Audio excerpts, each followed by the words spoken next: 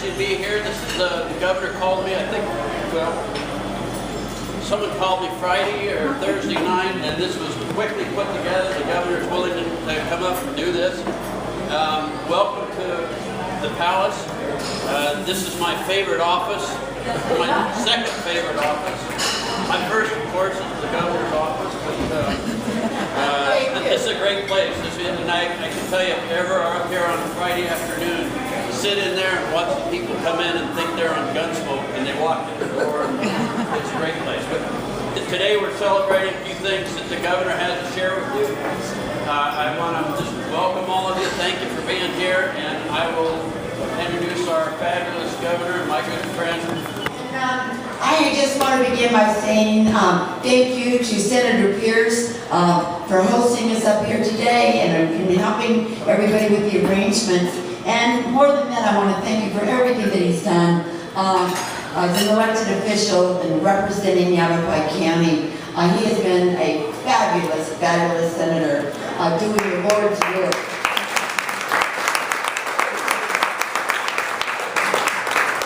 You know, there's a lot of people that come and go in the legislature. Some they thrive in that environment, and some not so much. But Senator Pierce has really got it, and he absolutely has been a leader of one of a kind. So we just really, really appreciate him so very much for everything that he's done, not only for his district, because he understands he has to govern and he has to legislate for the whole state. Because when you make laws, it's just not for one little place, it's for the whole state. And what maybe might be really, really good for some place might be really, really bad for another. So you have to bring people to the table, and he can do that. So I thank you, Steve, and I thank you so much for being my friend.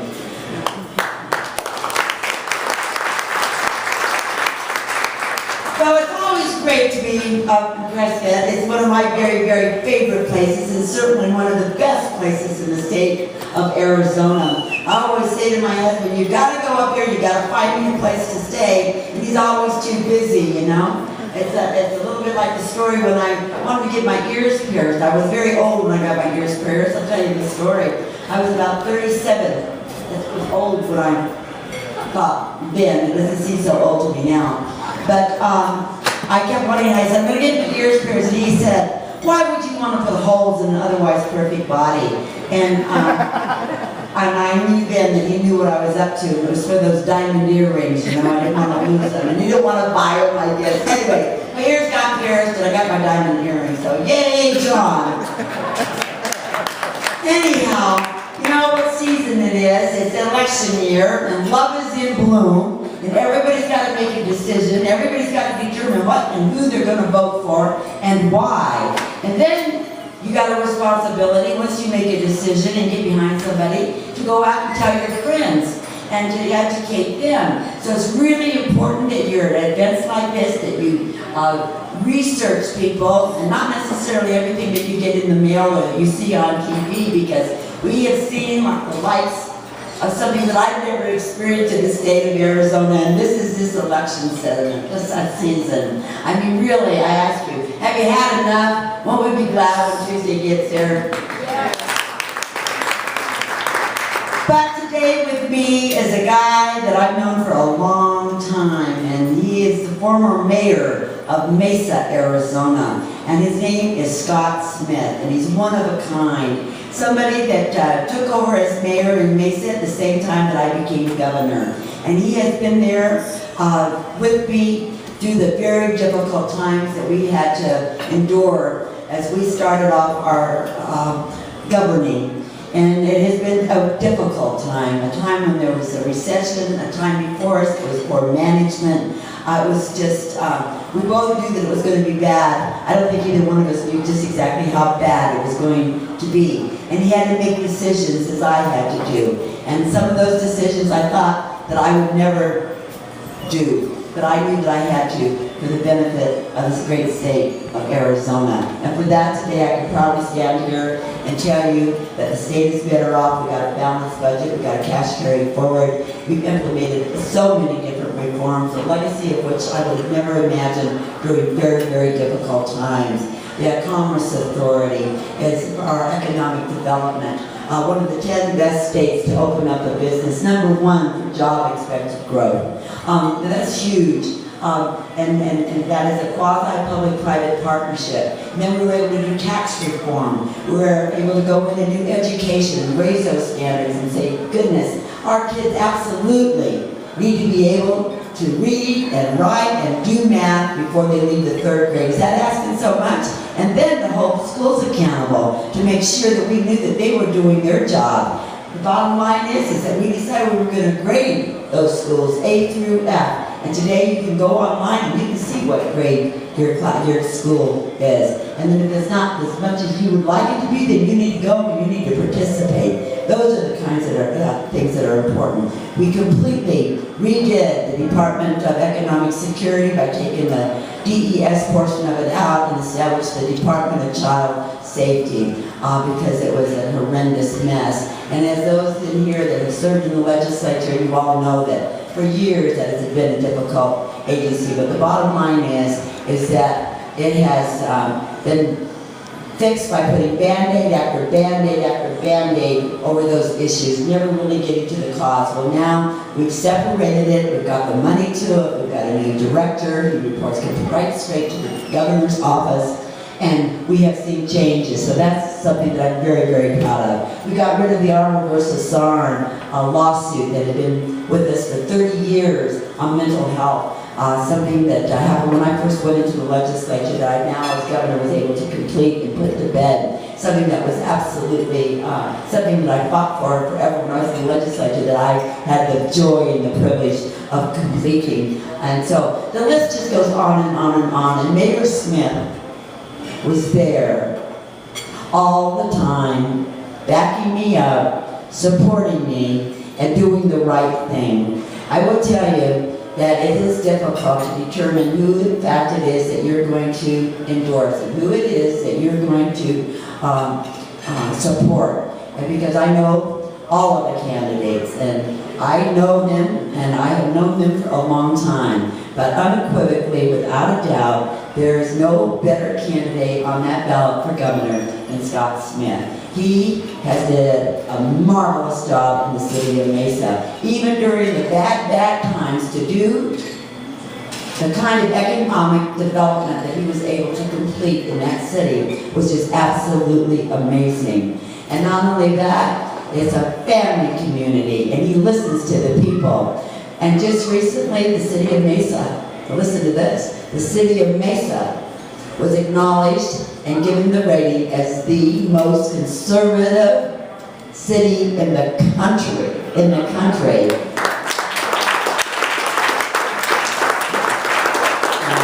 How do you do that? By doing the wrong thing, right? That's a pretty hard thing to tap down. Anyway, he is absolutely fabulous. I know that he will step into the governor's office. He will always do the right thing. He understands that you have to bring people together, you have to all come to the table, and you have to decide what is best for the state. And he has a strong backbone. He is a guy that listens and then he executes. And that's the kind of governor that we need. And also, we need a governor that can stand up to the federal government, somebody that understands states' rights, and he certainly knows that as being the president of the Mayor's Association. We need somebody that can go to D.C. and say, listen to us, and enforce the law, enforce the rule of law, considering we sit on a border, somebody that's going to protect our borders. So, when you look at Scott Smith, and you look at all the other candidates, Scott is an elected official that has been on the on the local level. He's made it a huge turnaround during very, very difficult times. Getting recognized throughout the country on many, many different levels. Worked with me to bring Apple here. Can say no when it's appropriate, and can say let's find a solution when you need it. And to top it all off, he built a beautiful, beautiful conservative city and built a brand new ballpark for the Cubs, which is a dynamite place, a destination. So he understands the legislative process, and so in closing, just let me say, if you can't tell already, I'm a big supporter of Scott Smith, and I'm here today to ask you to vote for him. I'm here today to ask you to ask your friends to vote for him. And I'm here to ask you to tell somebody that maybe you don't know in a grocery store, in the grocery line, at the park, at church, at the golf course, at Walmart, wherever you're at, who are you voting for governor? And if they say, we don't know, if they're saying somebody else, then you need to say, well, I'm supporting Scott Smith, and I'll tell you why. Please, we need all the support we can get from all the people like you that want good government to lead the state for the next 8 years. So with that, I just thank you all, and I would like to now introduce the next governor of the state of Arizona, Scott Smith.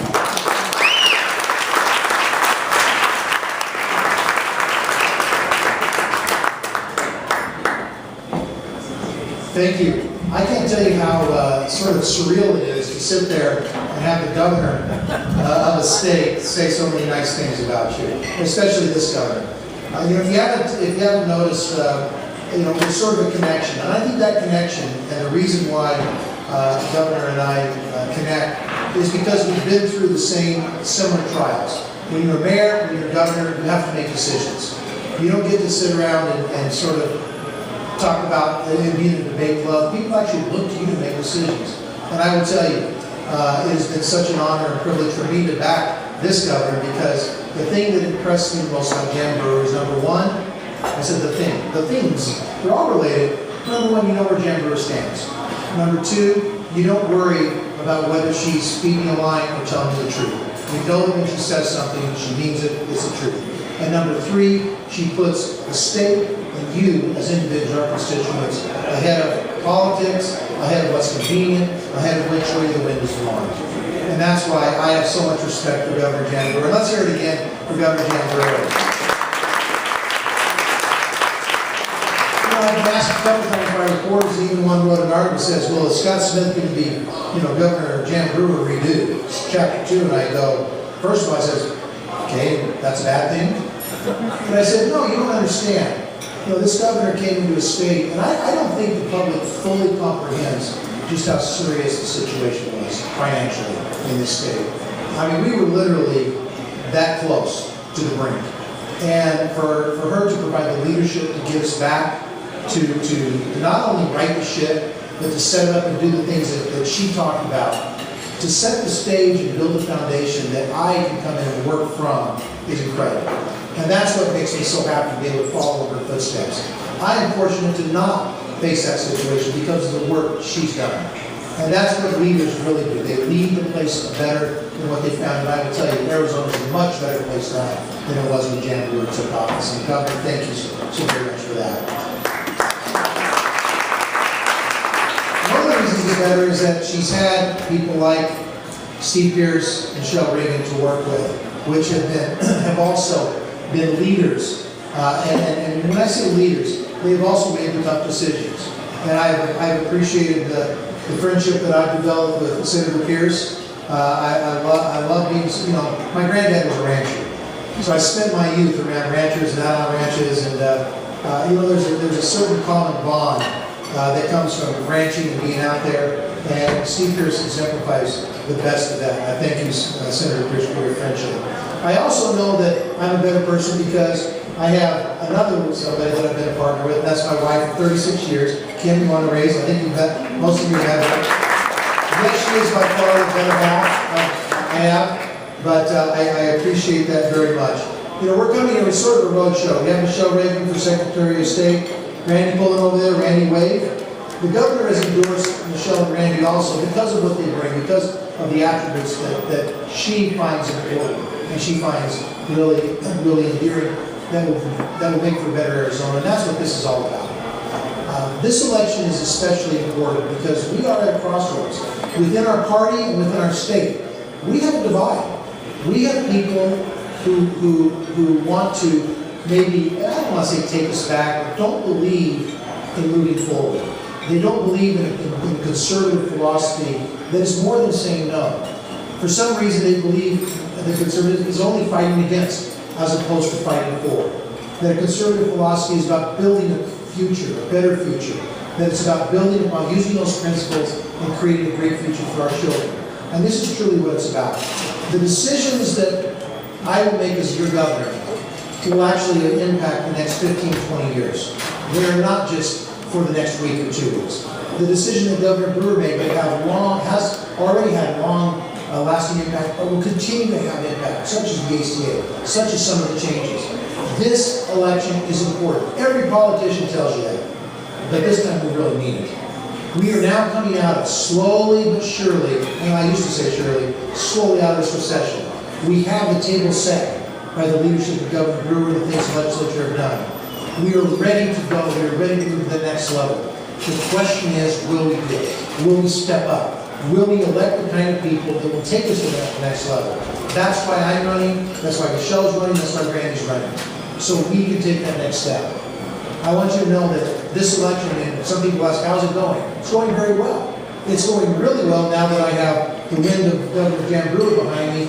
But we were already finding our message was resonating because it's a message of leadership. It's a message of building upon what's already been here. It's not a message of anger. It's not a message of bitterness. It's a message about the future of our state.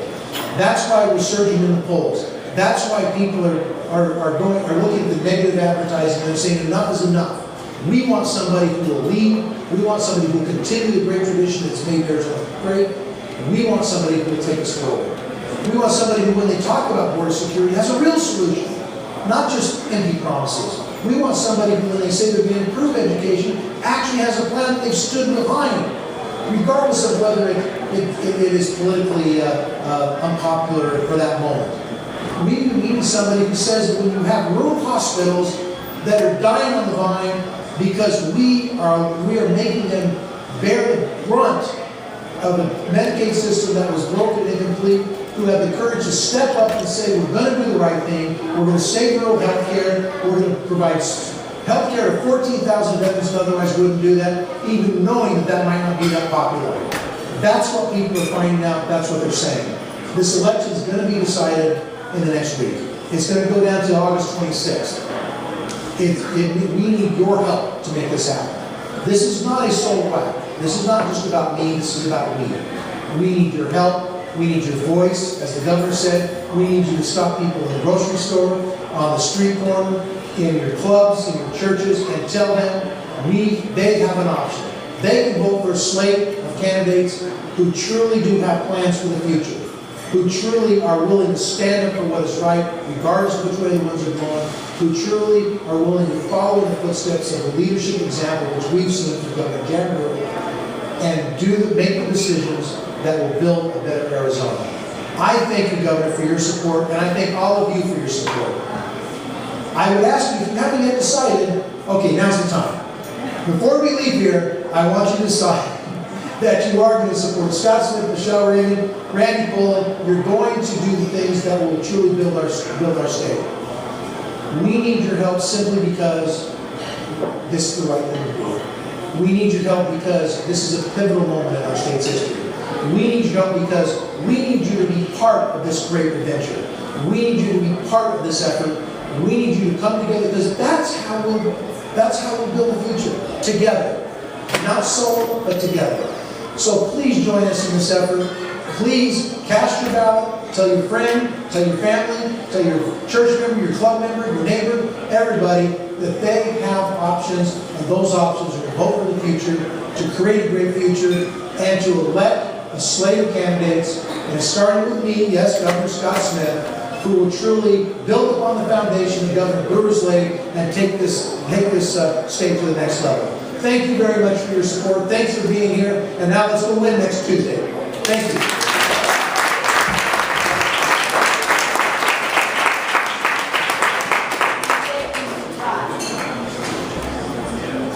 Okay, I've just taken over this party here. Now I've got the great opportunity to introduce the next Secretary of State, Lieutenant Governor of the great state of Arizona. You know, and I know a lot about that job because I was the Secretary of State.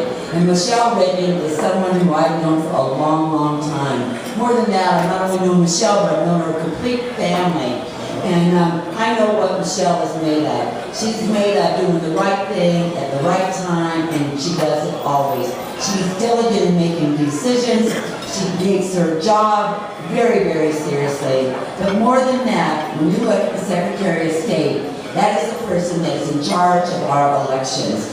And the bottom line is that not very many people have ever held a position that really know very much about the Secretary of State's office until they get there. But Michelle happened to be, has happened to be the chairman of the elections in the legislature. So she was in there working in the legislature, dealing with all the things that you're faced with as Secretary of State. She knows what it is that she's about to encounter.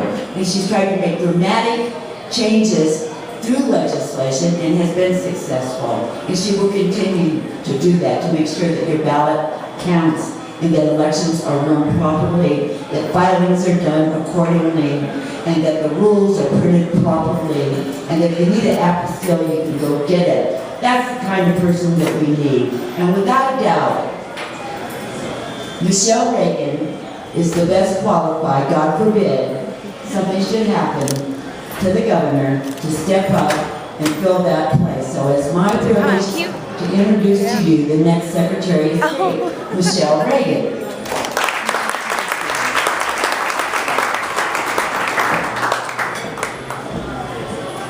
Well, thank you so very much. Again, I am Michelle Reagan, current state senator and candidate for Secretary of State. I am thrilled to be in Prescott today. I am thrilled to be a candidate for Secretary of State, and obviously, absolutely thrilled to be endorsed by the governor. Not just because she is our governor, but because she, as the governor mentioned, held the very position that I am running for. And also because she came up through the ranks of the legislature. This is so very important, I believe, to have legislative experience when you're running for Secretary of State and when you're aspiring to be the chief elections officer in our state. I have been the candidate that has been on the ground actually working with election officials from around the state. I have been working with your election official in Yavapai County and working with your county recorder, Leslie, who I don't know if she's still here today. Yeah, there she is. Every county is different in the way they handle elections. Every county has unique challenges. These experiences are vital if you want to be Secretary of State and if you want to be in charge of elections. I am extremely passionate about election issues.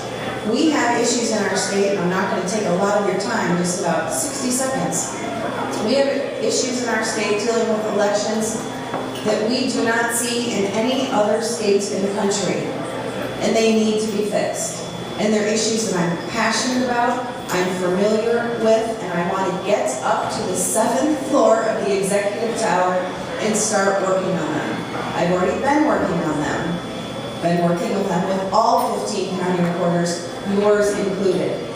But we do not want people showing up at the polls, turning in thousands of ballots, which unfortunately Leslie and her crew will probably see on election day. People showing up at her offices with hundreds of ballots shoved in trunks of cars, as she saw last big election up here. Again, that practice is not allowed in any other state in the country. It is allowed in Arizona. It's perfectly legal. We set out to try to make that illegal. We're going to have to deal with it this election cycle, but I want it illegal by 2016. These are the things that I have been working on, I want to fix. I want to be your next Secretary of State. And with Governor Brewer's help and your help, we can do it. I'm so happy to be here. Again, Michelle Reagan. Next Tuesday is only 8 days away. We can do it. Thank you so much. So, we all know how important money is. And as a governor, I really know how important money is, because we never seem just like we all feel in our own budgets. There's never enough to go around. But we have a person that you probably might know. He used to be the chairman of the Republican Party, a real Republican that has worked hard and diligently, not only for the party, but in his private life also. He's a certified public accountant, somebody that I've known for years and years, well respected in his field, that understands what the job is to go in and act as the treasurer, to invest our dollars so we get the best returns for it. Now, I don't recall whether Prescott City or Prescott Valley have any of you all deposit your monies in the state funds, but you need a treasurer there that absolutely can do the job and do it right and hire the right people. And he has that history, and no one that knows Randy would ever disqualify him based on his qualifications. Because if you look at people side by side, there is no one better qualified than Randy. He can do the job and he'll get it done, and I wholeheartedly support him. We need a dedicated, well-meaning, solid, sensible, reasonable person in that office that's not out there grandstanding and doing things that treasurers ought not to be doing. So I am very proud today to introduce you to Randy Pullen, the next treasurer of the state of Arizona. Thank you.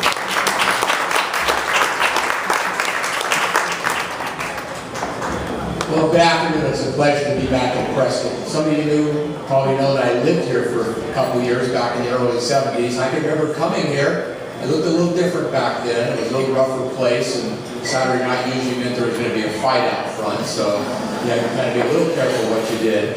But, you know, I've known the governor for a number of years. I'm not going to say how many, but when she became Secretary of State in 2002, in 2004, I became chairman of Yes on Prop 200, which was Protect Arizona Now, which set the requirement, proof of citizenship and residency in order to register the vote. You had to have ID at the poll when you voted. How novel an idea, right? Well, we passed it, we raised the money, we got on the ballot, we got it passed, and I was warned that because we had a Democrat governor and a Democrat Attorney General, Mr. Goddard, that they probably were not going to be very helpful in implementing it. So I went out and also got the law team, the legal team, to defend it when we went to court. And so I would see Jan Brewer in court as Secretary of State. She was there for the election law, and I was there with the lawyers. And of course, the Attorney General would walk in, but he wasn't any help. So we had to kind of like do it all ourselves and get it done. So we kind of became friends then when she was Secretary of State. Then she becomes governor.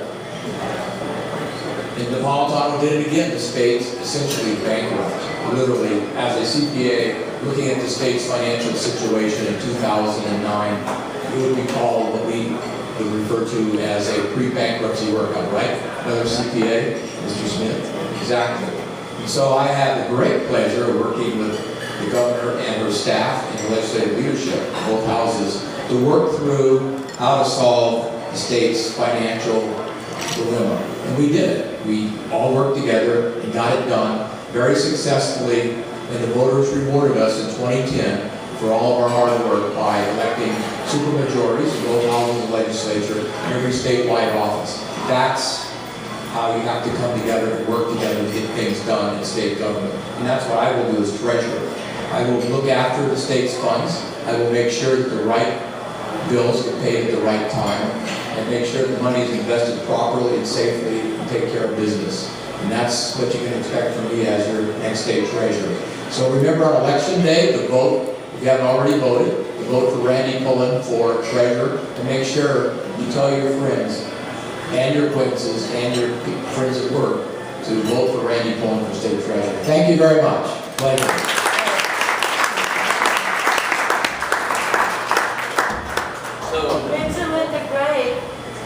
Oh, certainly. We have a couple other candidates here. Linda Gray. Stand up, be recognized. Mark Campbell. Randy Mill.